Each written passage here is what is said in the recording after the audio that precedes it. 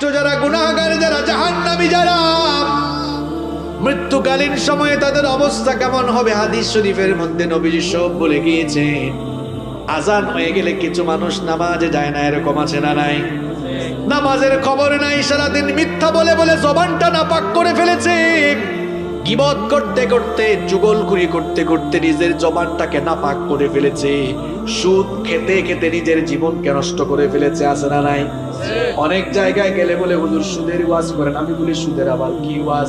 একটা হাদিসই তো হেদায়েতের জন্য যথেষ্ট।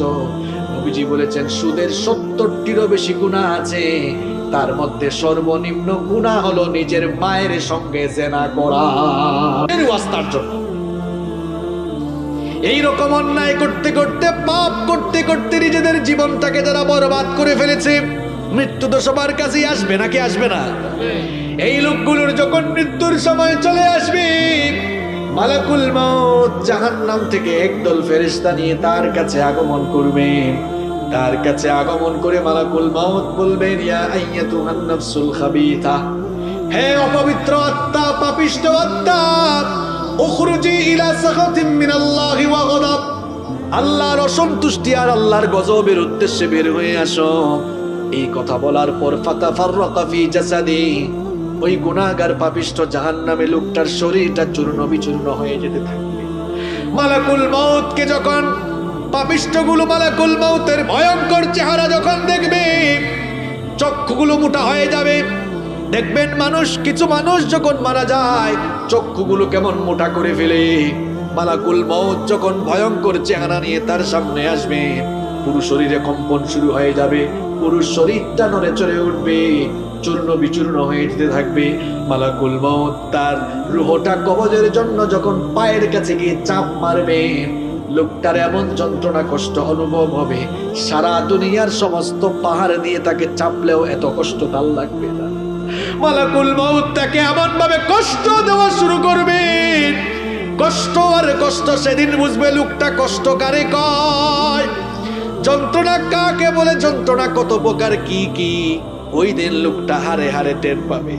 এমন ভাবে কষ্ট দেওয়া হবে, ওই যে আগের হাদিসগুলো বলে আসলাম, কোন জীবিত মানুষগুলোকে যদি ধরে চাকু দিয়ে কিংবা ছুরি দিয়ে চামড়াগুলো টেনে টেনে ছিলে ফেলা হয়, তার আর কি যন্ত্রণা লাগবে।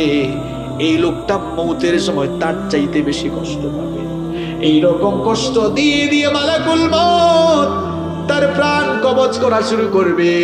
যখন পায়ের মধ্যে চাপ মারবে, রুহ গিয়ে চামড়ার নিচে লুকাবে। মালাকুল মউত যখন চামড়ার নিচে চাপ মারবে, মালাকুল মউত যখন চামড়ার নিচে চাপ মারবে, রুহ গিয়ে এবার লোমের নিচে লুকাবে। এইরকম কষ্ট দিয়ে দিয়ে দিয়ে দিয়ে লোকটার প্রাণ যখন একেবারে গলা পর্যন্ত চলে আসবে, লোকটা বুঝতে পারবে আমার দুনিয়া থেকে যাওয়ার সময় চলে এসেছে। নিজের হাত পাশে নিজেই ছেড়ে দিবে, মৃত্যুর জন্য প্রস্তুত হয়ে যাবে। এই লোকটার রূহ যখন মালাকুল মউত কবজ করে ফেলবেন, ওই যে জাহান্নামের একদল বাহিনী নিয়ে এসেছিলেন, জাহান্নামের ফেরেশতাদের বাহিনী এবার ওই লোকটার রূহটাকে জাহান্নামের দুর্গন্ধযুক্ত কাপড়ের মধ্যে মুড়ায় ফেলবে।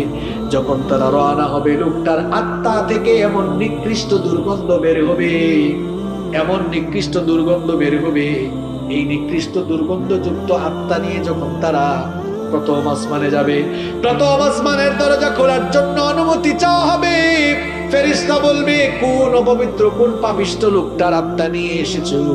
ফেরেশতারা পরিচয় করিয়ে দিবে, ওই তো ভাঙ্গা উপজেলার অমুক এলাকার অমুক লোকটার রূহ।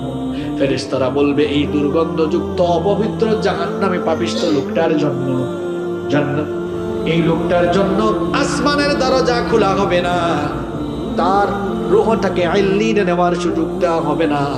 এই কথা বলে ফেরেশতা তার রূহটাকে এমন সজোরে ধাক্কা দিবে, এক ধাক্কার চোটে এই দুনিয়ার জমিনের 70,000 গজ মাটির নিচে সিজ্জিনের মধ্যে গিয়ে তার রূহটা পতিত হবে।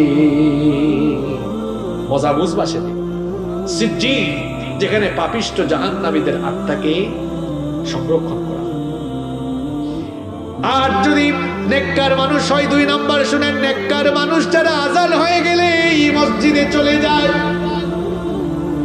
হারাম খায় না, সুদ খায় না, ঘুষ খায় না, মানুষের উপর জুলুম করে না, মানুষের হক নষ্ট করে না, জবান দিয়ে মিথ্যা বলে না, মানুষের গীবত করে না, চুগলখুরি করে না, জবানটাকে পবিত্র রাখে, হেফাজত করে দিন মেনে চলে, আল্লাহকে ভয় করে জীবন যাপন পরিচালনা করে। মাত্র 20, 30, 50, 60, 70 বছরের হায়াত, এই হায়াতটাকে যারা আল্লাহর পথে কাটিয়ে দিয়েছে, ওই মানুষগুলোর মৃত্যুর সময় যখন চলে আসবে, মালাকুল মউত জান্নাতের একদল ফেরেশতা নিয়ে লোকটার কাছে এসে প্রথমে সালাম দিবে। জোরে কোন কি দিবে? বলেন তো, বেঈমান গুনাহগার পাপী তাকে কি সালাম দিয়েছে নাকি? কিন্তু যখন নেককার মানুষ তার কাছে আসবে তখন এসে সালাম দিবে। আল্লাহ তাআলা কোরআনে বলেছেন, আল্লাযীনা তাতাওয়াফফাহুমুল মালাইকাতু তাইয়্যিবিনা ইয়াকুলুনা সালামুন আলাইকুম উদখুলুল জান্নাতা বিমা কুনতুম তা'মালুন। কোরআনুল কারীমের 16 নম্বর সূরা সূরাতুন নাহালের 32 নম্বর আয়াতে আল্লাহ তাআলা বললেন, ওই সকল পবিত্র লোকদের মৃত্যুর সময় ফেরেশতা এসে সালাম দিয়ে বলবে, আল্লাহর বান্দা তোমার উপরে সালাম, তোমার জন্য সালাম, তোমার প্রতি সালাম দিলাম, আল্লাহর জান্নাতে দাখিল হওয়ার জন্য তুমি প্রস্তুতি গ্রহণ করো। সুবহানাল্লাহ। ফেরেশতা বলবে, ইয়া আইয়ুহান নাফসুত তাইয়্যিবা উখরুজি ইলা মাগফিরাতিন মিনাল্লাহি ওয়া রিদওয়ান। হে পবিত্র আত্মা, আল্লাহর সন্তুষ্টি আর ক্ষমার উদ্দেশ্যে তুমি বের হয়ে আসো। এই কথা বলে ফেরেশতা যখন তার রূহ কবজ করা শুরু করবে, নেককার দিনদার মানুষগুলো রূহ যখন কবজ করা হবে, মৃত্যুর যন্ত্রণা তাদের আর ফিল হবে না। ব্যাপারটি উদাহরণ আমি এইভাবে দিচ্ছি, দেখবেন ছোট্ট বাচ্চারা ক্ষুধা পেলে কি করে। আপনাদের এলাকায় হাসে নাকি? ছোট্ট বাচ্চারা ক্ষুধা পেলে কি করে? কান্না করে। কান্না করার পর মা যখন সন্তানকে কুলে নিয়ে দুধ খাওয়ায়, দুধ পান করায়, বাচ্চা তখন কি কান্না করে নাকি? বাচ্চা তখন কান্না বন্ধ করে দুধ পান করে করে আরাম করে ঘুমিয়ে যায়। নেককার দিনদার আল্লাহওয়ালা মানুষ যারা, এদের মৃত্যুর সময় অবস্থা এমন হবে, একটি শিশু মায়ের কোলে দুধ পান করে যেমন আরাম করে ঘুমিয়ে যায়, ঠিক তেমনি ভাবে আল্লাহওয়ালা দিনদার মানুষগুলোর মৃত্যুর সময় ফেরেশতা এসে যখন জান্নাতের দৃশ্য তুলে ধরবে, জান্নাতের দৃশ্য দেখতে দেখতে দেখতে দেখতে আরাম করে সে ঘুমায়া যাবে। আল্লাহ এমন মৃত্যু আমাদেরকে নসিব করে দিও। আরো আসতে বলে না আমিন। তার রূহটাকে কবজ করার পর ফেরেশতারা এবার, জান্নাতি ফেরেশতারা এবার ওই পবিত্র লোকটার রূহটাকে এবার জান্নাতি কাফনের কাপড় দিয়ে মোড়াবে, জান্নাতি কাফনের কাপড় দিয়ে মোড়াবে, আর এমন সুগন্ধ তার আত্মা থেকে বের হতে থাকবে, মিশকের সুগন্ধির চাইতেও আরো সুগন্ধি বের হতে থাকবে। প্রথম আসমানে যখন যাওয়া হবে, প্রথম আসমানে যাওয়ার পর আসমানের দরজা খোলার জন্য অনুমতি চাওয়া হবে। ফেরেশতা আহলান সাহলান, ওয়েলকাম ওয়েলকাম, মোবারকবাদ জানিয়ে দরজা খুলে দিবে আর বলবে, কোন লোকটার রূহ নিয়ে এসেছো? এত সুগন্ধি ছড়ায়, চতুর্দিক থেকে শুধু সুগন্ধি বের হয়। ফেরেশতারা পরিচয় করিয়ে দিবে, ভাঙ্গা উপজেলার অমুক এলাকার অমুক লোক। লোকটা বড় নামাজি ছিল, আল্লাহওয়ালা ছিল, মা বাবার খেদমত করতো, আল্লাহকে ভয় করে জীবন যাপন করতো, কোনোদিন হারাম আর অন্যায় পথে জীবন যাপন করে নাই। ফেরেশতারা ওয়েলকাম করে যখন প্রথম আসমানের দরজা খুলে দিবে, এইভাবে একটার পর একটা দরজা খুলতে খুলতে 7 আসমানের উপরে ইল্লিন রয়েছে। ইল্লিন হচ্ছে আল্লাহওয়ালা মুত্তাকি পরহেজগার জান্নাতি মানুষদের রূহ সংরক্ষণ করার জায়গা। ফেরেশতারা সেখানে নিয়ে ওই লোকটার রূহকে সংরক্ষণ করবে, আর তখন তাকে বলা হবে, ইয়া আইয়াতুহান নাফসুল মুতমাইন্নাতু ইরজিই ইলা রাব্বিকি রাদিয়াতাম মারদিয়া ফাদখুলি ফি ইবাদি ওয়াদখুলি জান্নাতি। বলা হবে, হে প্রশান্ত আত্মা, হে প্রশান্ত আত্মা, আল্লাহর সন্তুষ্টির উদ্দেশ্যে বের হয়ে আসো, আল্লাহর নেককার বান্দাদের মধ্যে শামিল হও আর আল্লাহর জান্নাতের ভেতরে দাখিল হয়ে যাও। এটা হচ্ছে নেককারদের মৃত্যুর অবস্থা। 3 নম্বর কি বলেছিলাম? শহীদ। শহীদ যারা, এই দুনিয়ার সবচেয়ে বড় সৌভাগ্যবান হলো তারা, কারণ দুনিয়ায় যত প্রকারের মওত রয়েছে, যত প্রকারের মৃত্যু রয়েছে, সর্বশ্রেষ্ঠ মৃত্যু হলো শাহাদাতের মৃত্যু। কারণ সকল মৃত্যুর পরেই হিসাব নিকাশ আছে, বিচার আছে। আর শাহাদাতের মৃত্যুর পরে কোনো হিসাব নাই, বিচার নাই। বিনা হিসাবে বিনা বিচারে আল্লাহ শহীদদেরকে জান্নাত দান করে দিবে। শহীদদের মৃত্যুকালীন যন্ত্রণাটাও কেমন শুনে নেন। আল্লাহর নবী বলেছেন, যারা আল্লাহর দ্বীনের জন্য শহীদ হবে, আল্লাহর দ্বীনের জন্য জীবন দিতে গিয়ে মাঝে মাঝে তোমরা তাদেরকে দেখবে হাত পা কেটে হয়তো বাতিলরা তাদেরকে হত্যা করে ফেলবে, হয়তো তাদের দেহটাকে ক্ষত বিক্ষত করে নির্মম ভাবে হত্যা করা হবে, কাউকে কাউকে হয়তো ফাঁসিতে ঝুলাইয়া হত্যা করা হবে। তোমরা যারা দুনিয়াতে বাস করো, দুনিয়ার দৃষ্টিকোণ থেকে তোমরা মনে করো হয়তো লোকটা অনেক আযাব পেয়ে পেয়ে, কষ্ট পেয়ে পেয়ে দুনিয়া থেকে বিদায় হয়। নবীজি বলছেন, তোমাদের ধারণা ভুল। হাতের মধ্যে চিমটি কাটলে মানুষ যেমন সামান্য ব্যথা পায়, ঠিক তেমনি ভাবে শহীদ যখন দুনিয়া থেকে যায় তার চাইতেও আরো কম ব্যথা পেয়ে দুনিয়া থেকে চলে যায়। আর শহীদদেরকে আল্লাহ এমন মর্যাদা দিয়েছেন, আমি তো আগেই বললাম, শহীদদের কাছ থেকে আল্লাহ হিসাব করবেন না, বিচারও চাইবেন না। বিনা হিসাবে বিনা বিচারে আল্লাহ তাদেরকে জান্নাত দিবেন। শহীদি মৃত্যুটা হচ্ছে একটা পুল বা সাঁকোর মতো।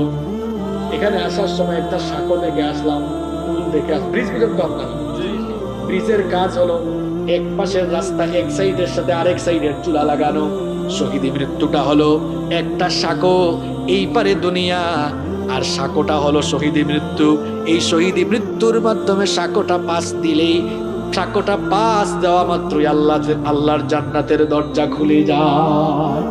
এই জন্য নবীজি নিজেই শহীদ হওয়ার জন্য ব্যাকুল ছিলেন। নবীজি বলেছেন, আমার মনটা চায় জিহাদ করে করে আমি শাহাদাতের পেয়ালা পান করি, আবার যদি আল্লাহ আমাকে জীবন দেন, আমার ইচ্ছা হয় আবার জিহাদ করি, আবার শহীদ হই। আমার ইচ্ছা হয় আবার যদি আল্লাহ জীবন দেন, আবার আমি জিহাদ করে শহীদ হয়ে জীবনটা আল্লাহর রাস্তায় বিলায়া দিই। সুবহানাল্লাহ পড়তে মন চায় না? আল্লাহর নবীর সাহাবী ওমর রাদিয়াল্লাহু আনহু কি কম মর্যাদার সাহাবী? হ্যাঁ, কি মনে করেন আপনি? নবীজি এই ওমর রাদিয়াল্লাহু আনহুর ব্যাপারে বলেছেন, আকাশের মধ্যে কত তারকা আছে বর্তমান বিজ্ঞান কি বলতে পেরেছে নাকি?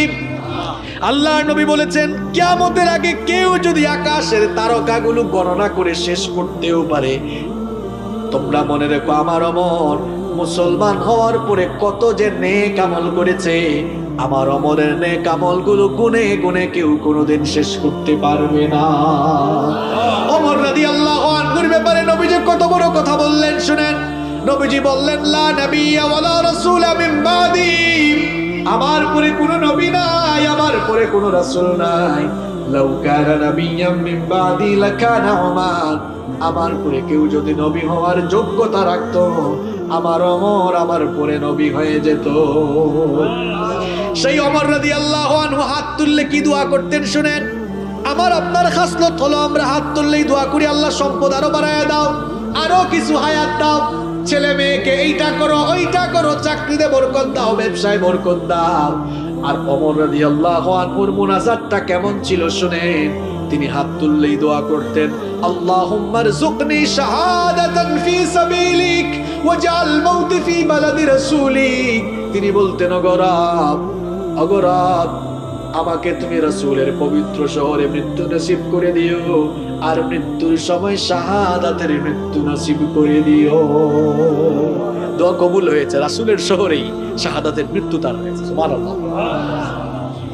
আল্লাহর নবীর সাহাবীরা শহীদ হওয়ার জন্য এরকম পাগল পারা ছিলেন।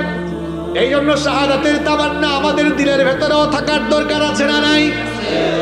শাহাদাতের তামান্না যদি আমাদের দিলে থাকে, লাভটা হবে কি শোনেন। শাহাদাতের আকাঙ্ক্ষা যদি থাকে, যদি আপনি শহীদ না হন, একটা বেনিফিট আছে না নাই? নবীজি বলেছেন, মান সাআলাল্লাহু শাহাদাতি বিসিদকিন বাল্লাগাহুল্লাহু মানাজিলাশ শুহাদা'i ওয়া ইম্মা তাআলা ফিরাশি।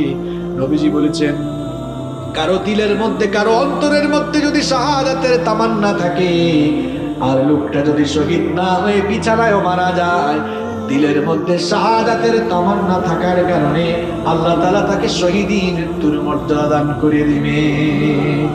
মরতেই হবে যখন, শহীদী মরণ দিও আমাকে। শাহাদাত জানি শুধুই জীবন, সে জীবন দিও আমাকে। মরতেই হবে যখন, শহীদী মরণ দিও আমাকে। আমাকে শহীদ করে সেই মিছিলে শামিল করে নিও, যেই মিছিলের নেতা আমির হামজা, উবাইদ খাব্বাব আল্লাহর ছিল যারা অতি প্রিয়, শহীদ করে নিও। বলে না আমিন। যারা আল্লাহর রাস্তায় মারা যায়, আল্লাহ বলছেন তারা মরে না, তারা জীবিত। সুবহানাল্লাহ। আল্লাহর পথে যারা জীবন দিল, তাদেরকে মৃত বলো না। কোরআনের পথে যারা শহীদ হলো, তাদেরকে মৃত বলো না। ওরা তো চায়নি কো আয়েশে জীবন, চায়নি কো তারা জুলুম শোষণ। আল্লাহর এই পৃথিবীতে তারা, আল্লাহর এই পৃথিবীতে তারা চেয়েছিল এক আল্লাহর শাসন। তাদেরকে মৃত বলো না। অন্যায় আর মিথ্যার সাথে আপোষ করেনি তারা কোনো মতে। লাল তাজা খুন ঢেলে দিয়ে গেছে এই নগরী, এই রাজপথে। মৃত্যু তাদের কাছে নয় তো মৃত্যু আরেক নাম নবজীবনে। হে খোদা মৃত্যু এই বাসনা, হে খোদা মৃত্যু এই বাসনা। দাও অন্তরে সব মুমিনের, তাদেরকে মৃত বলো না। আল্লাহর পথে যারা জীবন দিল, তাদেরকে মৃত বলো না। নিষেধ করেছেন কে? নিষেধ করেছেন কে? এই মৃত্যু আমাদের কাছে আসবে না। মৃত্যুর বৈশিষ্ট্য আর মৃত্যু যন্ত্রণার ধরন বললাম। সর্বশেষ যে কথাটি বলতে চাই, আল্লাহর নবীকে প্রশ্ন করা হয়েছিল, মান আকিয়াসুন নাস ওয়া আহজাবুন নাস। নবীকে প্রশ্ন করা হলো, নবী গো সবচেয়ে চালাক আর বুদ্ধিমান কে?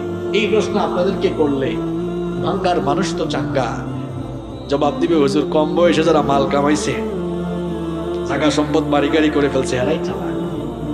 এই উত্তর কি সঠিক? আপনি না হয় একটা বাড়ি বানিয়েছেন, একটা বাড়ি করতে করতে মানুষের 40-50 বছর সময় লেগে যায়। ধরলাম 60 বছর বাঁচবেন, 50 বছর লাগলো বাড়ি করতে, থাকবেন আর কয়দিন? কথা কর না কেন? এই 10 বছরে তো আরামে থাকার জন্য এত হারাম খুরি করে যাচ্ছেন, আর কবরে কত হাজার কোটি বছর থাকবেন আপনি জানেন না। কবরের বাড়ি কি ভালো করে তৈরি করেছেন? নিজের বিবেককে প্রশ্ন করুন।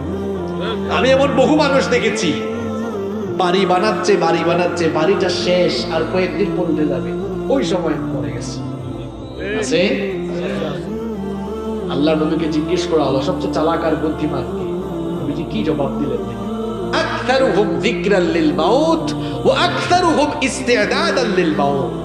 নবীজি বললেন, মানুষের মধ্যে সবচেয়ে চালাক আর বুদ্ধিমান হলো সে ব্যক্তি যে বেশি বেশি মৃত্যুর কথা স্মরণ করে মৃত্যুর জন্য প্রস্তুতি গ্রহণ করে। সুবহানাল্লাহ। মৃত্যু পরবর্তী জীবনটাকে সুন্দর করার জন্য মৃত্যুর প্রস্তুতি গ্রহণ করে অন্যায় ছেড়ে দেন, অপকর্ম ছেড়ে দেন, আজান হলে নামাজে যান। আপনার তো দিনটা শুরু হয় শয়তানের গোলামি দিয়ে।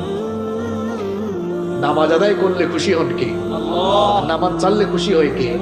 কিরে ভাই, ফজরের নামাজ ছাইরা দিয়া আপনি কারে খুশি করে দিনটা শুরু করছেন?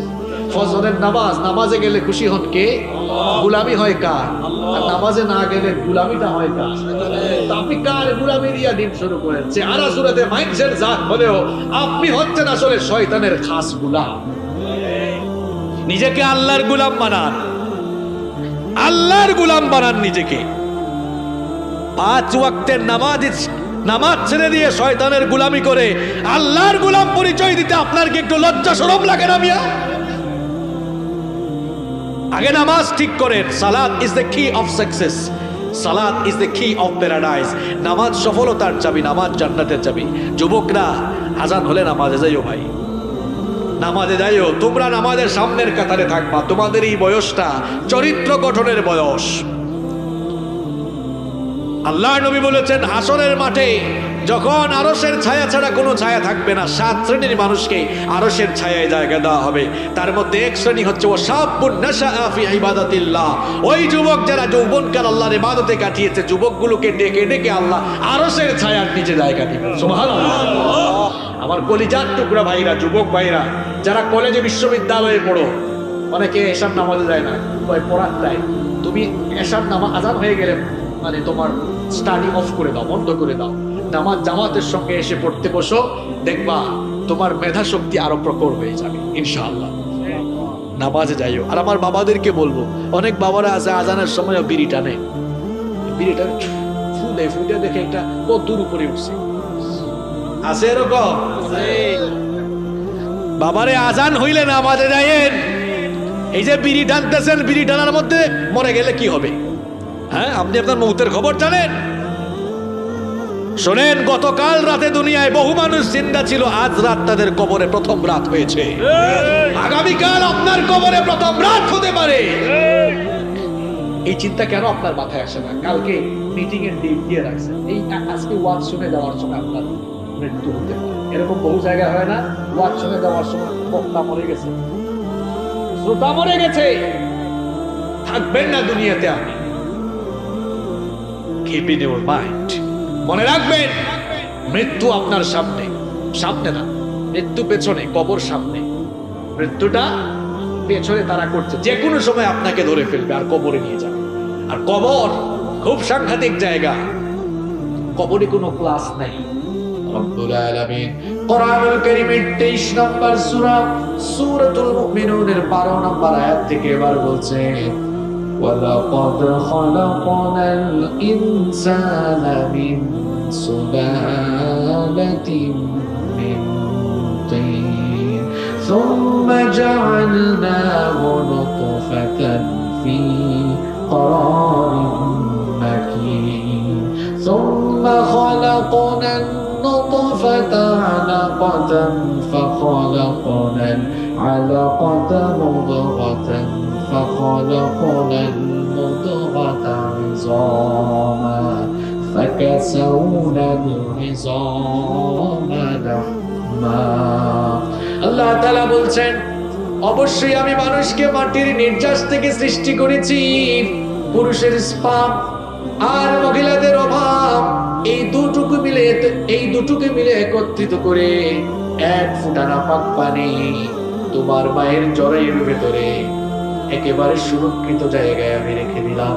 আল্লাহ তাআলা বলছেন, বান্দারে তুমি তো কিছুই ছিলে না, 1 ফোঁটা নাপাক পানি থেকে তোমার পয়দা হয়েছে।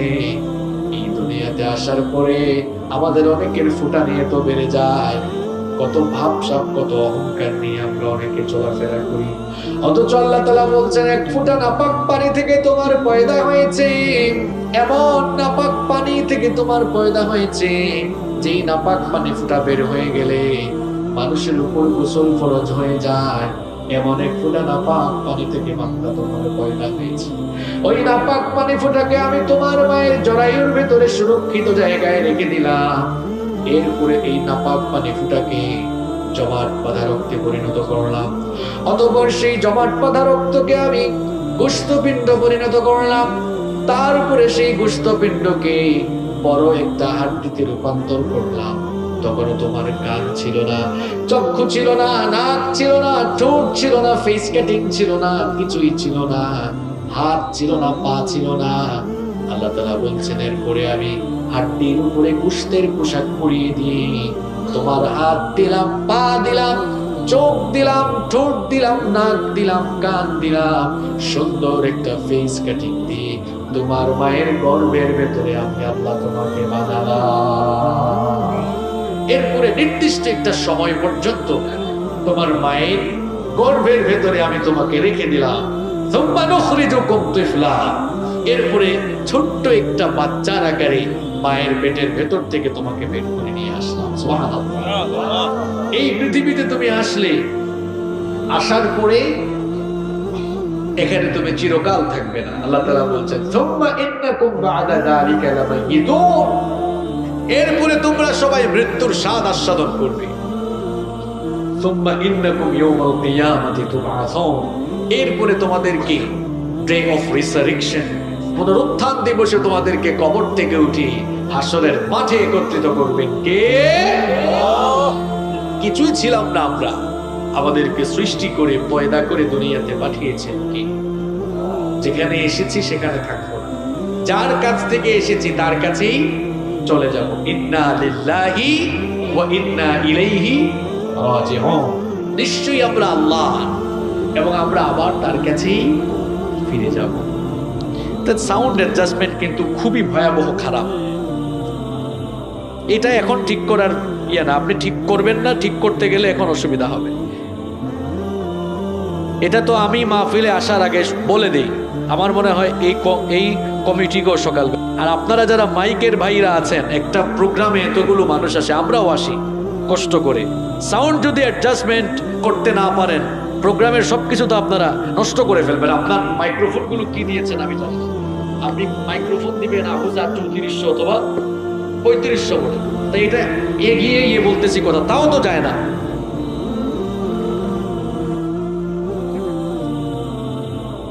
মাইক ভালো না হইলে 5-10 মিনিট বক্তব্য দেওয়া যায়, কিন্তু 1-1.5 ঘন্টা কোরআনের তাফসীর করা যায় না।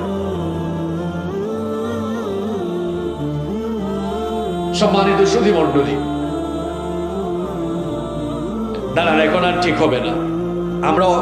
আপনারা বছরে মাহফিল করেন একটা, আর আমরা ডেইলি করি 2-3টা, আমাদের অভিজ্ঞতা আছে তো আপনাদের চেয়ে বেশি। মাইক যদি আসরের সময়, মাগরিবের সময় ঠিক না করে, হুজুর উঠার পরে, বক্তা উঠার পরে মাইক ঠিক করতে যাবে, মাহফিলের অঘটন ঘটাইছে। এটা ঠিক করার টাইম ছিল আসরের সময়, মাগরিবের সময়, এখন কেন ঠিক করবেন আপনি? আপনারা শুনে যেমন মজা পাচ্ছেন না, আমি কথা বলেও আরাম ফিল করছি না। সম্মানিত সুধী মণ্ডলী, তাহলে যেখানে আমরা আছি এখানে আমরা থাকবো না, সবাই আমরা চলে যাব। Every soul will take the test of death. প্রত্যেক প্রাণসত্তাকে মৃত্যুর স্বাদ আস্বাদন করতে হবে, কেউ আমরা থাকবো না। মৃত্যু এটি হচ্ছে মানুষের জীবনের সবচাইতে বস্তুনিষ্ঠ, অলঙ্ঘনীয় এবং অনিবার্য মহাসত্য। এই মৃত্যুর হাত থেকে আমরা কেউ রেহাই পাবো না, কেউ রেহাই পায়নি, কেউ ভবিষ্যতে পাবেও না। এই মৃত্যুর কিছু বৈশিষ্ট্য রয়েছে। There are some characteristics of death. মৃত্যুর কিছু বৈশিষ্ট্য রয়েছে। এই মৃত্যুর মোট 8টি বৈশিষ্ট্য রয়েছে। আমার কথা আপনারা বুঝে থাকলে জবাব দেন তো, মৃত্যুর মোট কয়টি বৈশিষ্ট্য রয়েছে? 8টি। চলেন আমরা জেনে নিই। ফার্স্ট অফ অল, প্রথমত হচ্ছে এটি এমন একটি বিষয়, মৃত্যু এটি এমন এক পেয়ালা, এই পেয়ালা থেকে সবাই পান করবে, মরণের স্বাদ সকলকেই ভোগ করতে হবে। প্রত্যেকটি প্রাণসত্তাকেই মরণের স্বাদ আস্বাদন করতে হবে। এই জন্য যাদের প্রাণ আছে, কেউ যেন মৃত্যু সম্পর্কে গাফেল হয়ে না যায়। রব্বুল আলামিন এই মৃত্যুর কথা একটি আয়াতে নয়, কোরআনুল কারীমের ভিন্ন ভিন্ন 4টি জায়গায় আল্লাহ একই কথা 4 বার বলেছেন। কুল্লু নাফসিন যায়িকাতুল মাউত। 3 জায়গায় ভিন্ন ভিন্ন তিনটি জায়গায় একই কথা আল্লাহ তিনবার বলেছেন। সূরা আলে ইমরান 185 নম্বর আয়াত, সূরাতুল আম্বিয়া 35 নম্বর আয়াত, সূরাতুল আনকাবুত 57 নম্বর আয়াত। সেম কথা আল্লাহ কয়বার বলেছেন? তিনবার। আল্লাহ বলেছেন কুল্লু নাফসিন যায়িকাতুল মাউত, every soul will take the test of death, everyone will take the test of death. প্রত্যেককেই মরণের স্বাদ আস্বাদন করা। আরবের এক কবিতার কবিতা এই জন্য বড় সুন্দর করে বলেছেন, আল মাউতু কাসুন কুল্লু নাসিন শারিবুন ওয়াল কবরু বাইতুন কুল্লু নাসিন দাখিলুন। মৃত্যু হচ্ছে এমন এক পেয়ালা, এই পেয়ালা থেকে সবাই পান করবে, আর কবর এমন একটি ঘর যেই ঘরে সকলকেই প্রবেশ করা লাগবে। বিভিন্ন মসজিদের মাইকে দেখবেন মাঝে মাঝে বিভিন্ন মানুষের মৃত্যুর খবর এলান হয়। বিভিন্ন মানুষের মৃত্যুর খবর ঘোষণা করতে করতে আর মসজিদের মাইক থেকে বিভিন্ন মানুষের মৃত্যুর খবর শুনতে শুনতে এমন একটা দিন আসবে, এমন একটা সময় আসবে যখন আপনার মৃত্যুর খবর মসজিদের মাইকে ঘোষণা হবে, যখন আপনার মৃত্যুর খবর দিকে দিকে মানুষকে শোনানো হবে। এই সময় আসবে কিনা বলেন? কত মানুষের জানাজায় আপনি গিয়েছেন। একটা সময় আসবে যখন চতুর্দিক থেকে মানুষেরা ছুটে আসবে আপনাকে জানাজা দেওয়ার জন্য। এখন রাত 10:45 বাজে। আগামীকাল 10:45, রাত 10:45 আপনি মাটির নিচে কবরে ঘুমিয়ে থাকতে পারেন। আপনি মনে করছেন হুজুর আমি তো সুস্থ মানুষ, আমি তো এত তাড়াতাড়ি যাওয়ার কথা না। পৃথিবীতে এমন বহু অসুস্থ মানুষ আছে, ডাক্তার বলেছে 3 দিনের ভেতর মারা যাবে, কিন্তু দেখা গিয়েছে আল্লাহ তার কুদরত দিয়ে 3 দিন নয় মাসের পর মাস আল্লাহ ওই রোগীকে বাঁচিয়ে রেখেছে। এরকম আছে না নাই? আবার পৃথিবীতে এমন বহু সুস্থ মানুষ আছে, সুস্থ শরীর নিয়ে রাতের বেলা ঘুমায়, ফজরের সময় ঘর থেকে লাশ বের হয়ে যায়। আছে এরকম? এখন যার হাতে একটা স্মার্টফোন আছে আর ফোনের মধ্যে যদি ইন্টারনেট কানেকশন থাকে, গোটা দুনিয়া তার হাতের মুঠায়, গোটা দুনিয়ার খবর সে মুহূর্তে নিয়ে ফেলতে পারবে। কিন্তু আমার বাবারা, আমার ভাইরা, গোটা দুনিয়ার খবর যদিও আমরা মুহূর্তের মধ্যে নিয়েও ফেলতে পারি, আমরা কেউ জানি না আমাদের কার জন্য কাফনের কাপড় এসে দোকানে রেডি হয়ে আছে। কেউ জানেন আপনারা? হয়তো অনেকে ভাবতে পারে যে না আমি তো সুস্থ সবল মানুষ, কত সুস্থ মানুষ হঠাৎ করে মারা যাচ্ছে, এরকম আছে না নাই? সবাই চলে যাব। তাহলে মৃত্যুর প্রথম বৈশিষ্ট্য হচ্ছে সকলকে এই মৃত্যুর স্বাদ আস্বাদন করা লাগবে। নাম্বার 2 নম্বর হচ্ছে no one can escape from death। এই মৃত্যু থেকে কেউ পালিয়ে বাঁচতে পারবে। ভাঙ্গা থানায় আপনার নামে মামলা হয়েছে, ভাঙ্গা থানায় আপনার নামে মামলা হওয়ার পর রাত 1টার দিকে পুলিশ ফোর্স নিয়ে বের হয়েছে আপনাকে অ্যারেস্ট করার জন্য। এক বন্ধু সেটা দেখেছে, দেখার পরে আপনাকে বলল দোস্ত তোর বাড়ির দিকে দেখেছি পুলিশ যাচ্ছে, যদি বাড়িতে থাকিস তাড়াতাড়ি বের হয়ে যা, পুলিশ পাইলেই কিন্তু তোরে অ্যারেস্ট করে ফেলবে। এই কথা শোনার পরে বন্ধু কি বাড়িতে থাকবে নাকি বাড়ি থেকে পালাবে? পুলিশের হাত থেকে বাঁচার জন্য হয়তো পালিয়ে আপনি ঘর থেকে পালিয়ে পেছনের দরজা দিয়ে দৌড় দিয়ে হয়তো পুলিশের হাত থেকে রক্ষা পাবেন। কিন্তু যেই দিন যেই সময় মালাকুল মউত চলে আসবে দৌড়াইয়া কুল পাবেন না, যেখানেই যান না কেন মালাকুল মউত সামনে এসে দাঁড়িয়ে যাবে। এই জন্য রব্বুল আলামিন কোরআনুল কারীমে 4 নম্বর সূরা সূরাতুন নিসা এর 78 নম্বর আয়াতের মধ্যে বললেন আইনামা তাকুনু ইউদরিকুমুল মাউতু ওয়ালাউ কুনতুম ফি বুরুজিন মুশাইয়াদা। যেখানেই থাকো না কেন আর যেই অবস্থায় থাকো না কেন, মৃত্যু থেকে বাঁচার জন্য তোমরা যদি কোনো উঁচু টিলায় গিয়ে অবস্থান নাও, আর যদি মনে করো ওই উঁচু টিলায় অবস্থান নিলে মৃত্যুর হাত থেকে তোমরা রেহাই পাবে, এই কথা মনে করো না, যেখানে যাও না কেন মৃত্যু তোমাদের সঙ্গে মোলাকাত করবে। আমার রব্বুল আলামিন কোরআনুল কারীমের 62 নম্বর সূরা সূরাতুল জুমআর 8 নম্বর আয়াতে আরো সুন্দর করে বললেন, কুল ইন্নাল মাউতাল্লাযী তাফিরুনা মিনহু ফাইন্নাহু মুলাকীকুম সুম্মা তুরাদ্দুনা ইলা আলিমিল গায়বি ওয়াশ শাহাদাতি ফায়ুনাব্বিউকুম বিমা কুনতুম তা'মালুন। আরবের প্রখ্যাত কবি জুহাইর তার কবিতায় কয়েকটি সুন্দর লাইন লিখলেন। এই কবিতার লাইনগুলো এই আয়াতের ভাবার্থ হয়ে গেল। তিনি তার কবিতায় বড় চমৎকার করে লিখলেন, ওয়ামান হাবা আসবাবাল মানায়া ইয়ানাল্লাহু ওয়ামান হাবা আসবাবাল মানায়া ইয়ানাল্লাহু ওয়া ইয়ুরকা আসবাবাস সামাআ বিসুল্লামি। আর আমার দেশের কবি একজন লিখেছেন, মরণ থেকে পালাও তুমি, সেই মরণ তোমায় লইবে গিরি, যদিও সুদূর আকাশ পানে লুকাও সেথায় লাগে সিঁড়ি। এ মহারোগের ঔষধ নাই, এ মহারোগের চিকিৎসক নাই, নাই সেই ঔষধ জগতে, খুঁজিয়া কাতর হইলে কি হবে পারিবে না তারে ফিরাতে। আচ্ছা, মৃত্যুর কি কোনো ট্যাবলেট আছে, কোনো ক্যাপসুল আছে, কোনো সিরাপ আছে? থাকলে সব ঔষধ বাদ দিয়ে মানুষ ওইটা খেয়ে ফেলতো যেন না মরে। কারণ মানুষ বাঁচার জন্য কত কিছু করে, মৃত্যু থেকে আপনি পালিয়ে বাঁচতে পারবেন না। একটা ঘটনা আমার মনে পড়েছে, বলবো। সুলাইমান আলাইহিস সালামের নাম শুনেছেন তো আপনারা?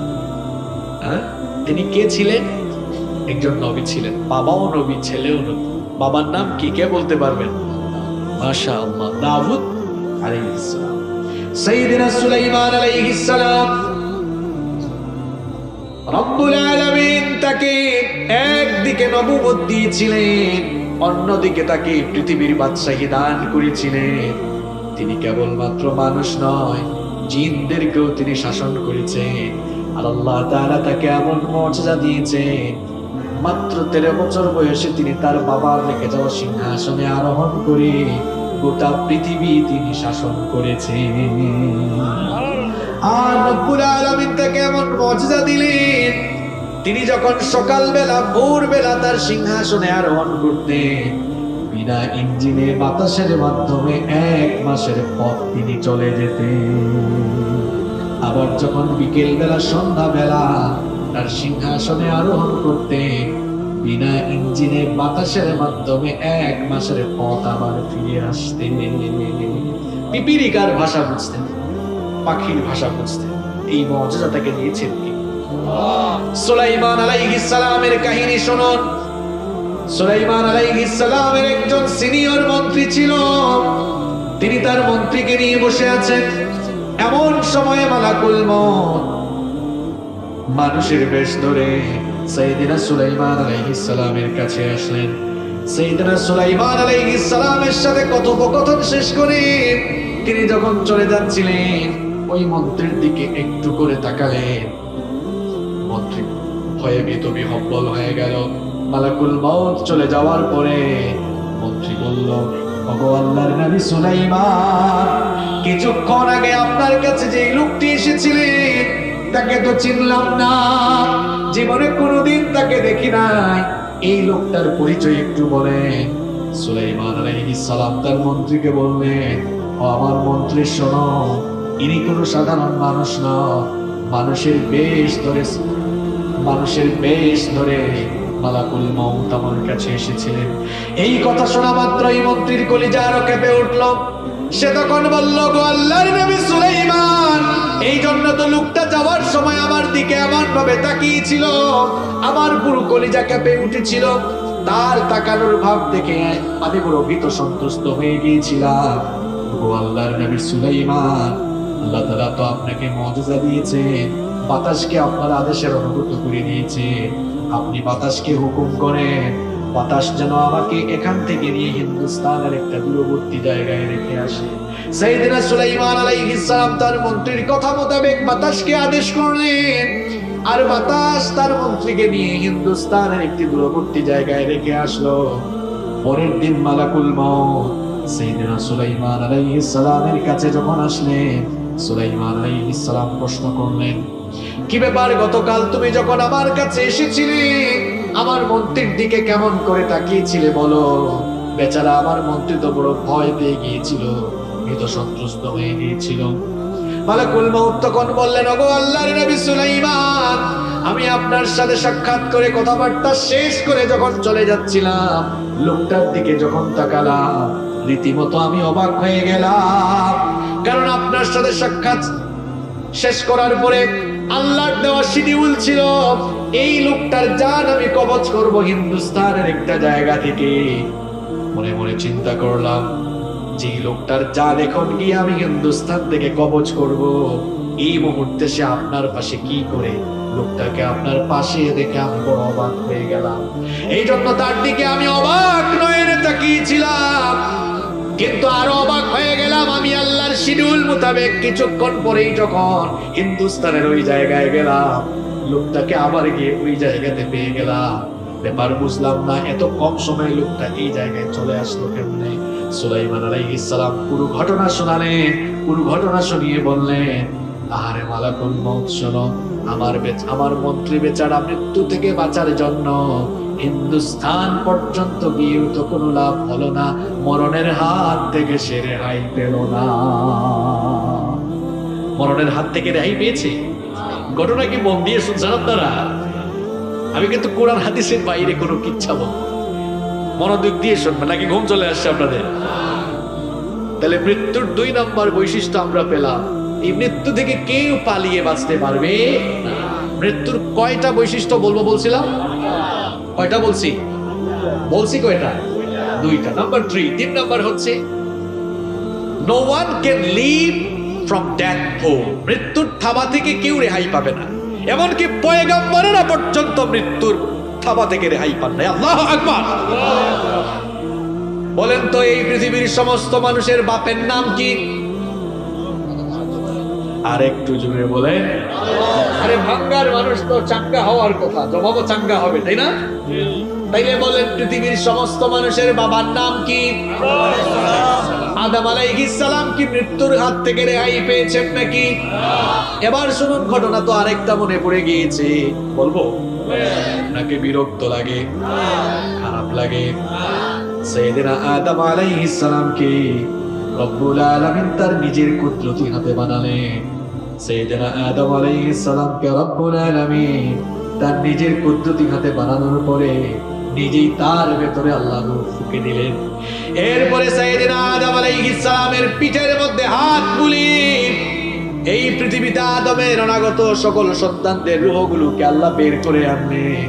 সাইয়েদনা আদম আলাইহিস সালামের সামনে কিয়ামত পর্যন্ত দুনিয়ায় আদম আলাইহিস সালামের যত সন্তানরা আসবে, অর্থাৎ সমস্ত মানুষের রূহ আল্লাহ আদম আলাইহিস সালামের সামনে হাজির করে একটি রূহ সভা করলেন। বলেন তো জনগণ দিয়ে কি সভা হয়? আর একটু জুড়ে বলেন, জনগণ দিয়ে কি সভা হয়? জনসভা। আর আদম আলাইহিস সালামের সামনে আল্লাহ সব রূহ একত্রিত করে কি সভা আল্লাহ করলেন? আর একটু জুড়ে বলেন, রূহ সভা। আদম আলাইহিস সালামের সামনে এতগুলো রূহ, আদম আলাইহিস সালাম দেখে বললেন, অগরব মান হাউলাই, এরা কারা? আল্লাহ তাআলা বললেন, হুম যুররিয়াতুক, এরা সবাই হচ্ছে তোমার অনাগত সন্তান। কিয়ামত পর্যন্ত ধারাবাহিকভাবে এরা একের পর এক দুনিয়াতে আসতে থাকবে। আদম আলাইহিস সালাম বললেন, এত সন্তান আমার দুনিয়াতে আসবে নাকি? আল্লাহ বললেন, হ্যাঁ। আল্লাহ বললেন, আদম শোনো, উমরুকা আলফা সানা, আমি তোমাকে 1000 বছর হায়াত দিয়েছি। জোরে কোন কত বছর? আর একটু জোরে বলেন, কত বছর? আদম আলাইহিস সালাম বললেন, বুঝলাম, আমাকে তুমি 1000 বছর হায়াত দিয়েছো। আদম আলাইহিস সালাম সামনে থাকা রূহগুলোর দিকে তাকালেন। হঠাৎ করে একটা রূহের দিকে তার নজর গেল। তিনি বললেন, গরব মান হাদা, এটা কে? এটা কার রূহ? আল্লাহ তাআলা বললেন, হাদা ইবনুকা দাউদ, এটা তোমার ছেলে দাউদ, আমি তাকে নবী বানাবো। এই কথা শুনে আদম আলাইহিস সালাম খুশি হলেন, খুশি হয়ে বললেন, ওগো রব, আমার ছেলে দাউদকে তুমি কত বছর হায়াত দিয়েছো? আল্লাহ তাআলা বললেন, ৬০ সানা, ৬০ বছর। জোরে কোন কত বছর? ৬০। আর আদম নবীর কত বছর? আদম আলাইহিস সালামের ছেলে দাউদ নবীর হায়াত কত বছর? ৬০ বছর। এই কথা শুনে আদম আলাইহিস সালাম বললেন, ওগো আল্লাহ, তুমি আমাকে ১০০০ বছর হায়াত দিয়েছো, আর আমার এত সুন্দর ছেলে দাউদকে তুমি মাত্র ৬০ বছর হায়াত দিয়েছো। মাবুদ গো, আমার হায়াত থেকে ৪০ বছর মাইনাস করে আমার ছেলে দাউদকে আরো ৪০ বছর হায়াত আমার তরফ থেকে দিয়ে দাও। তাহলে দাউদ আলাইহিস সালামের বয়স ছিল ৬০, আদম আলাইহিস সালামের কাছ থেকে ৪০ এড হলে ৬০ আর ৪০ হয় কত? ১০০। এখন ছেলের জন্য বাপের দাবি কবুল করে ফেললেন কি আল্লাহ? আদম আলাইহিস সালামের ১০০০ বছর হায়াত থেকে ৪০ বছর কমে গেলে থাকে কত? আপনি হিসাব লিখেছে দেখি আপনার চাঙ্গা। ৯৬০। আদম আলাইহিস সালাম দুনিয়াতে চলে আসলেন ৯৬০ বছর পরে। মালাকুল মউত আদম আলাইহিস সালামের কাছে আসলেন। আদম আলাইহিস সালাম মালাকুল মউতকে বললেন, কি ব্যাপার, এখন তুমি এসেছো কেন? এখনো তো টাইম হয় নাই, আমাকে তো আল্লাহ ১০০০ বছর হায়াত দিয়েছেন। মালাকুল মউত বললেন, আপনি যে আপনার ছেলে দাউদকে ৪০ বছর দিয়ে ফেলেছেন, এটা কি ভুলে গিয়েছেন নাকি? আদম আলাইহিস সালাম বললেন, না, আমি দেই নাই। মালাকুল মউত বলতেছে, এবার না আপনি দিয়েছেন। একজন বলে দেই নাই, আরেকজন বলে দিয়ে দিছে। এখন বলেন তো ঝামেলা আছে না নাই? দুইজন ঝগড়া শুরু করেছে। আদম আলাইহিস সালাম বলতেছেন দেন নাই, আর মালাকুল মউত বলতেছেন দিয়েছে। দুইজন যখন বাক বিতণ্ডায় জড়িয়ে গেলেন, মালাকুল মউত আল্লাহ তাআলাকে বললেন, ওগো রব, আপনার বান্দা আদম তো ভুলে গিয়েছে। ভুলে যাওয়া এটা আদমের স্বভাব, এই জন্য আমরা তো আদমের সন্তান, আমরাও ভুলে যাই। নাসিয়া আদম ফানাসিয়া বানু, আদম ভুলে গিয়েছিলেন, এই জন্য আদমের সন্তান হিসেবে আমরাও ভুলে যাই। রাতের খাবার খেয়ে এসে অনেকে বলে খাই নাই, আসলে খাইছি কিন্তু ভুলে গিয়েছে। ভুলে যাওয়া আমাদের স্বভাব। গতকালে এলাকায় গিয়েছে, ভুলে গিয়েছে, বলেছে এখন যায় নাই, এরকম হয় কি হয় না? আদম আলাইহিস সালাম ভুলে গিয়েছেন। আল্লাহ মালাকুল মউতকে বললেন, মালাকুল মউত ফিরে আসো, আমার আদম ভুলে গিয়েছেন, আমরা সেটা লিখে রাখি নাই, সাক্ষীও রাখি নাই। এখন থেকে লিখেও রাখা, সাক্ষী রাখার সিস্টেম চালু হলো। আদমকে আরো ৪০ বছরই দিয়ে দাও, ৪০ বছর দাও। ১০০০ বছর যখন হায়াত হলো, এরপরে কি আদম নবী থেকেছেন নাকি দুনিয়া থেকে চলে গিয়েছে? আপনি কি থাকতে পারবেন নাকি? উলুল আজমি মিনার রাসূল যারা ছিলেন, বড় বড় পয়গম্বররা পর্যন্ত মরণের হাত থেকে রেহাই পান নাই। মুসা নবীর কাহিনী মনে পড়ে গেল, বলবো? এগুলো কিন্তু আউল ফাউল কিচ্ছা না, কোরআন থেকে হাদিস থেকে আপনাদেরকে শোনাচ্ছি। বুখারী শরীফের হাদিস, বুখারী শরীফে লম্বা একটি হাদিস রয়েছে। সাইয়েদনা মুসা আলাইহিস সালামের মওতের সময় যখন এসে গেল, মুসা নবী বলেন তো নরম নবী না গরম নবী? খুব গরম, খুব রাগী নবী। যখন রাগ করতেন চুলগুলো খাড়া হয়ে পাগড়ি ভেদ করে ফেলতো, এত রাগী নবী ছিলেন। ফেরাউনের বংশের এক লোককে এক থাপ্পড় দিয়া দুনিয়া থেকে বিদায় করে দিয়েছে। থাপ্পড়ের ওজনটা কম না বেশি? রাগ কম না বেশি? মুসা নবীর কাছে মালাকুল মউত আসলেন। মুসা নবীকে এসে বললেন, মালাকুল মউত, আমি মালাকুল মউত আপনার কাছে এসেছি। মুসা নবী বললেন, তো কি হয়েছে? দেখছেন অবস্থা? মালাকুল মউত বললেন, কি হয়েছে মানে আমি কেন আসি আপনি কি জানেন না? মুসা নবী বললেন, কেন এসেছো? মালাকুল মউত বলল, আমি আপনার জান কবজের জন্য এসেছি। মুসা নবী বললেন, আসো, জান এসে কবজ করো। ফালাম্মা জাআ মুসাক্কাহু, যখন মালাকুল মউত মুসা নবীর কাছে আসলেন, মুসা নবী মালাকুল মউতের চোখের উপরে এক থাপ্পড় মারলেন, চক্ষুটা বের হয়ে গেল। আল্লাহু আকবার। এক থাপ্পড় খাইয়া মালাকুল মউত আল্লাহর কাছে চলে গেলেন। আল্লাহর কাছে গিয়ে বললেন, আরসালতানি ইলা আব্দুল্লাহ ইউরিদুল মাউত। অগরব এমন এক লোকের কাছে আমাকে পাঠিয়েছো, গিয়েছিলাম তার জান কবজ করতে, উল্টা আমার জানই কবজ করে ফেলতেছিল। আল্লাহ তাআলা বললেন, মালাকুল মউত ফিরে যাও আমার নবী মূসার কাছে, গিয়ে বলো আমার নবী মূসা তিনি যদি আরো হায়াত চান, তিনি যেন একটা ষাঁড়ের পিঠের উপরে তার হাত রাখেন। ষাঁড় বুঝেন তো আপনারা? একটা ষাঁড়ের পিঠের উপরে হাত যেন রাখেন, তিনি তার হাত দিয়ে যতগুলো লোম ঢাকতে পারবেন, প্রত্যেকটি লোমের বিনিময়ে আল্লাহ তাকে এক এক বছর করে হায়াত বাড়িয়ে দিবে। মুসা আলাইহিস সালাম তো বুদ্ধিমান বিচক্ষণ নবী, তিনি মালাকুল মউত কি পাল্টা কোশ্চেন করলেন, বুঝলাম প্রত্যেকটা লোমের বিনিময়ে না হয় এক এক বছর হায়াত বাড়বে, ওই হায়াত যখন ফুরিয়ে যাবে তখন কি হবে? মালাকুল মউত বললেন, তখন আপনাকে মরা লাগবে, মৃত্যুর স্বাদ ভোগ করা লাগবে। তখন মুসা আলাইহিস সালাম বললেন, যেহেতু মৃত্যুর স্বাদ ভোগ করতেই হবে, সেহেতু আমি লেট করবো না, আমার রূহ কবজ করে ফেলো, আমি আমার মাওলার সঙ্গে দিদার লাভ করতে চাই। সুবহানাল্লাহ। তাহলে বলেন, মৃত্যু থেকে কেউ রেহাই পেয়েছে? আপনি রেহাই পাবেন? কয় নাম্বার? 3 নাম্বার বৈশিষ্ট্য বলুন। কষ্ট হচ্ছে আপনাদের? Number 4, 4 number, the time of death is determined by Almighty Allah and it doesn't come with anyone's permission. মৃত্যুর সময়টাও নির্ধারণ ফিক্সড করে দিয়েছেন কে? আল্লাহ। ফিক্সড করে দিয়েছেন কে? আল্লাহ। মৃত্যু কারো কাছে পারমিশন নিয়ে আসে? মৃত্যুর সময়টা অবধারিত, ফিক্সড টাইম। এই টাইম যখন চলে আসবে আর আপনাকে রেহাই দেওয়া হবে না। কোরআনুল কারীমের 7 নম্বর সূরা সূরাতুল আরাফের 34 নম্বর আয়াতে রব্বুল আলামিন বললেন, ওয়ালিকুল্লি উম্মাতিন আজাল ফাইদা জাআ আজালুহুম লা ইস্তাখিরুনা সাআতান ওয়ালা ইস্তাকদিমুন। আল্লাহ তাআলা বলছেন, প্রত্যেকের জন্য অবকাশের একটি নির্ধারিত সময় রয়েছে। ওই সময় ফুরিয়ে যখন মানুষের মৌতের সময় চলে আসবে, তখন এক মুহূর্ত বিলম্ব করা হবে না, আবার এক মুহূর্ত সময়ও পিছিয়ে দেওয়া হবে না। যথাসময়ে মরণের স্বাদ আপনাকে ভোগ করা লাগবে। নাম্বার 5 নাম্বার হচ্ছে, the place of death is determined by Almighty Allah. কোন জায়গায় আপনি মারা যাবেন এটা ফিক্সড করে রেখেছেন কে? আল্লাহ। আপনার মৃত্যু ঘরের ভেতরে হতে পারে, প্যান্ডেলের ভেতরে হতে পারে, নামাজের মধ্যে হতে পারে, এমনকি কপালে খারাপই থাকলে এমনও হতে পারে টয়লেটের টাঙ্কির উপরেও মরা লাগতে।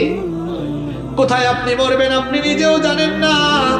কোরআনুল কারীমের 31 নম্বর সূরা লুকমানের 34 নম্বর আয়াতের শেষাংশে রব্বুল আলামিন বললেন, ওয়ামা তাদরি নাফসুম বিআইয়ি আরদিন তামুতু ইন্নাল্লাহা আলীমুন খাবীর। আল্লাহ তাআলা বলছেন, কেউ জানে না কোন জমিনে সে মারা যাবে, একজনই কেবল জানেন, তিনি কে? আল্লাহ।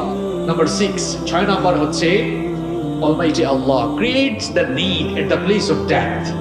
যেখানে আপনার মৃত্যু হবে যে জায়গায়, ওই জায়গায় একটা প্রয়োজন সৃষ্টি করে দেন কে? মনে করেন আপনার মৃত্যু হবে কাঁঠালবাড়ি ফেরিঘাটে, ওই জায়গাটা আপনার মৃত্যুর জায়গা। মৃত্যুর আগে দেখবেন ওই জায়গায় আপনার যাওয়ার জন্য একটা প্রয়োজন সৃষ্টি হয়ে যাবে। যদি আপনার মৃত্যুটা ফিক্স থাকে ঢাকা মেডিকেল কলেজ হাসপাতালে, এমন রোগ দিবে ভাঙ্গা কিংবা ফরিদপুরে গেলে ডাক্তাররা বলবে এখানে কাজ হবে না, ঢাকায় নিয়ে চলে যান। অর্থাৎ যেখানে আপনার মৃত্যুর ফয়সালা হয়ে আছে সেখানে যাওয়ার একটা প্রয়োজন সৃষ্টি করে দিবেন কি? নাম্বার 7 নাম্বার হচ্ছে, the decision of death is determined by Almighty Allah. মৃত্যুর ফয়সালা জমিন থেকে হয় না, আসে কোন জায়গা থেকে? আল্লাহর তরফ থেকে। এজন্য মুমিন পাক্কা ঈমানদার সে কখনো মৃত্যুকে ভয় করে না। আপনারা কি মৃত্যুকে ভয় করেন? না। মুমিন মৃত্যুকে স্মরণ করে পরবর্তী জীবনের জন্য কাজ করে। মুমিন একজনকে ভয় করে, তিনি কে? আল্লাহ। আপনার যদি মরণের ফয়সালা আল্লাহ না করেন, বুলেট দিয়ে গুলি দিয়ে আপনার শরীরকে ঠাচ্চা করে ফেলা হবে, কিন্তু আপনার মৃত্যু হবে না। আর আপনার মৃত্যুর যদি ফয়সালা হয়ে যায়, কেউ ঠুকা না মারলো আপনি মরে যাবেন।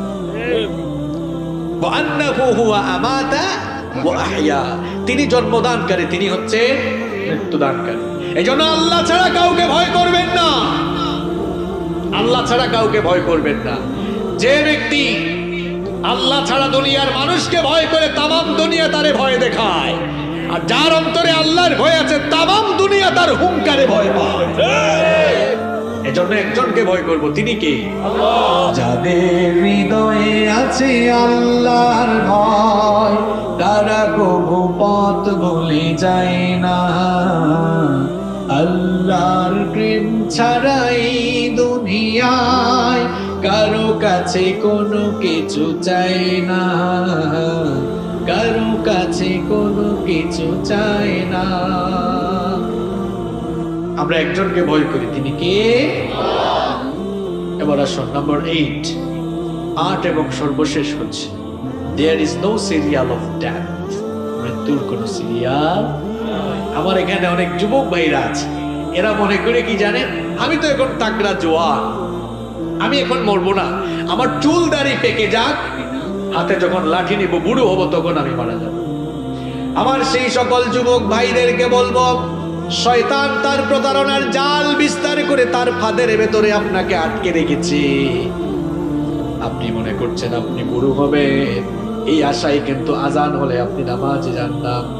অনেক যুবক আছে, এদেরকে নামাজের কথা বললে বলে আমাদের এখনো মরণের সময় আসে নাই, আমরা বুড়ো হই, চুল দাড়ি পাকুক, তারপরে নামাজ আমরা আদায় করব। আমার কলিজার টুকরা যুবক ভাইগুলোকে বলতে চাই, ভাইরে শুনে রাখো, মৃত্যুর কোনো সিরিয়াল নাই। দুনিয়াতে আসার জন্য সিরিয়াল আছে, কিন্তু যাওয়ার বেলা কোনো সিরিয়াল মেনটেন হয় না। যাওয়ার বেলা মাঝে মাঝে সিরিয়াল ব্রেক হয়ে যায়, দুনিয়াতে আসার বেলা সুন্দর করে সিরিয়াল মেনটেন হয়।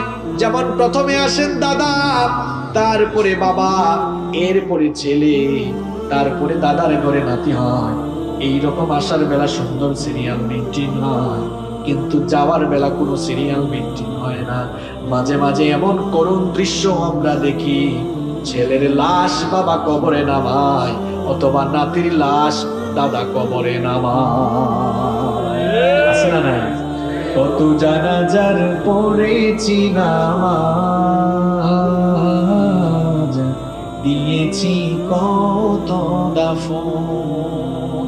কত জানাজার পড়েছি নামাজ, দিয়েছি কত দাফন। কোথায় যেন আছে আমারও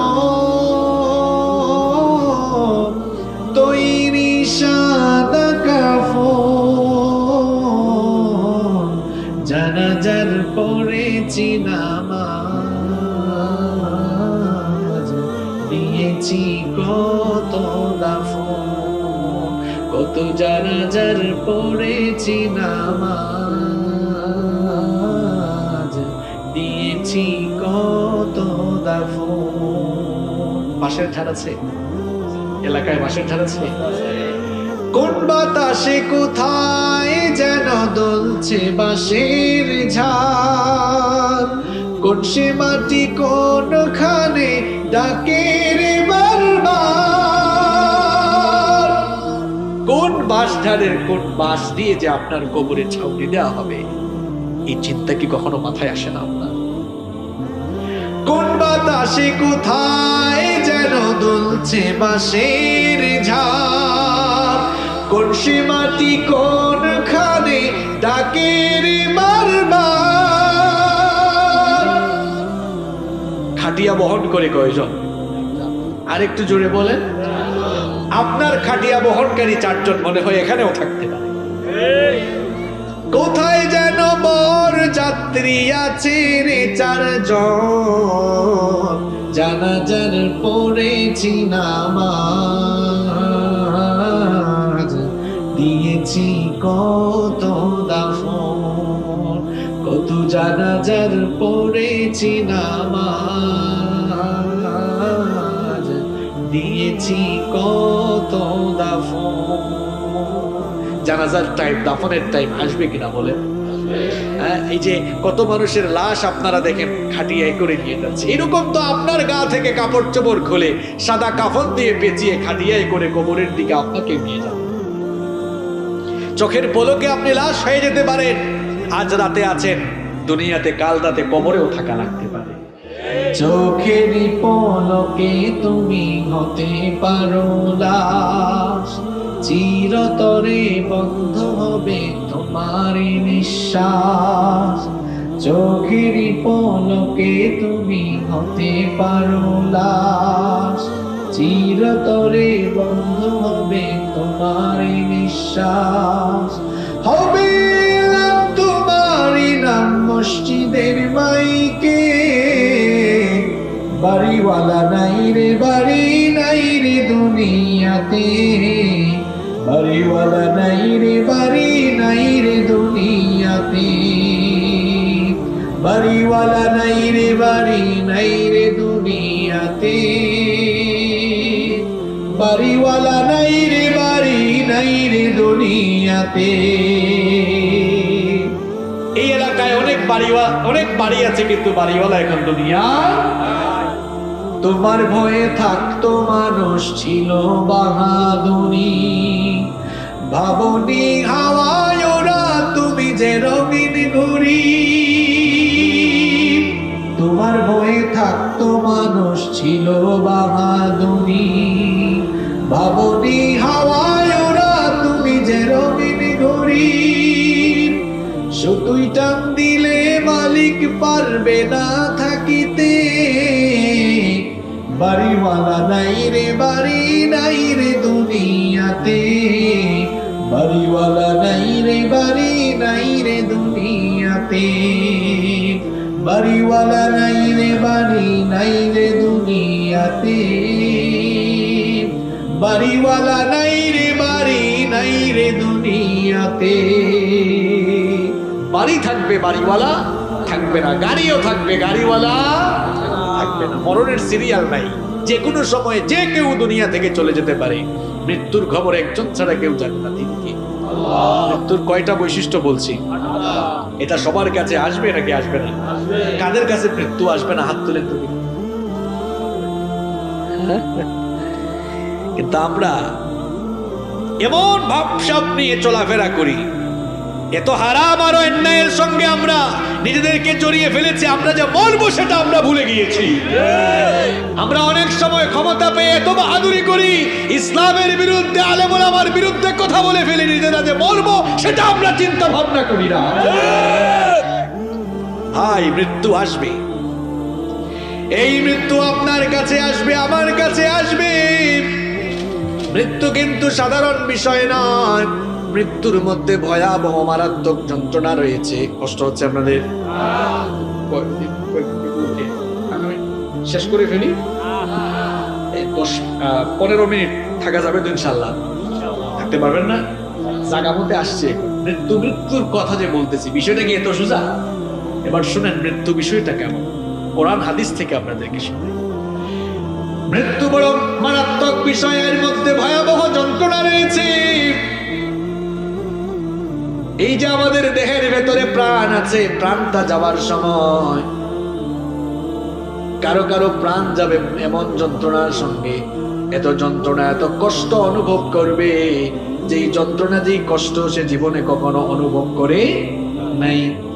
মৃত্যু যন্ত্রণা কত ভয়ঙ্কর! নবী করিম সাল্লাল্লাহু আলাইহি ওয়াসাল্লামের কয়েকজন সাহাবীদের কাছ থেকে সেটা শুনে নিন। নবী করিম সাল্লাল্লাহু আলাইহি ওয়াসাল্লামের প্রিয় একজন সাহাবী শাদ্দাদ বিন আউস রাদিয়াল্লাহু আনহু বলেছেন, মৃত্যুর যন্ত্রণা হলো এত ভয়ঙ্কর, মৃত্যুর যন্ত্রণা হলো এমন সাংঘাতিক, কোন জীবিত মানুষকে, খুব মন দিয়ে কথাগুলো শুনুন, জীবন্ত কোনো মানুষকে ধরে যদি, জীবিত কোনো মানুষকে ধরে যদি ছুরি কিংবা কাঁচি দিয়ে তার চামড়াগুলো টেনে টেনে ছিলে ফেলা হয়, কিংবা কোনো জীবন্ত মানুষকে যদি উত্তপ্ত গরম পানের পাতিলের তলায় নিক্ষিপ্ত করা হয়, সে আর কি এমন যন্ত্রণা অনুভব করবে? মৃত্যুর সময় মানুষ তার চাইতেও আরো কঠিন যন্ত্রণা অনুভব করবে। মৃত্যু যন্ত্রণা কত ভয়ঙ্কর শুনুন ভাই, বড় ভয়ঙ্কর যন্ত্রণা। আনাস বিন মালিক রাদিয়াল্লাহু আনহু বলেছেন, জীবিত কোনো মানুষকে ধরে যদি তরবারি দিয়ে কেটে কেটে কেটে কেটে যদি 1000 টুকরা করা হয়, জোরে বলেন কত টুকরা?